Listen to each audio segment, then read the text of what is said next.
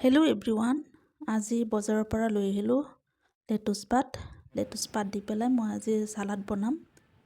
বহুতে বহুত ধৰণে খায়, কিছুমানে ডিম দি পেলাইও খায়। মই কিন্তু লেটুচ পাতটো চালাড কৰিহে ভাল পাওঁ। লগত লৈছোঁ বিলাহী, পুদিনা পাত কেইটামান। পুদিনা পাত দিলে চালাডটো স্মেলটো বহুত ধুনীয়া আহে। আৰু লগত দি দিম মিহিকৈ কাটি আদা অলপ দি দিম। আপোনালোকে দিবও পাৰে, নিদিবও পাৰে। লেটুচ পাতটো মই উতলা গৰম পানী দি ভালকৈ ধুই লৈছোঁ। ধোৱাৰ সময়ত অকণমান নিমখ দি দিলোঁ। বজাৰৰ পৰা অনা হয়। লগত পকা বিলাহী এটা, পকা জলকীয়া, কেঁচা জলকীয়াও দিব পাৰে আপোনালোকে। মই পকা জলকীয়াটো চালাডত ভাল পাওঁ, সেয়ে দিছোঁ। এয়া ৰেডি কৰি দিলোঁ চালাড। এই চালাডটো আপোনালোকে গৰম ভাতৰ লগত খাব পাৰে, বহুত টেষ্টি আৰু লগত হেল্ডিও। মোৰ চালাডটো কেনেকৈ হৈছে কমেণ্টত জনাব।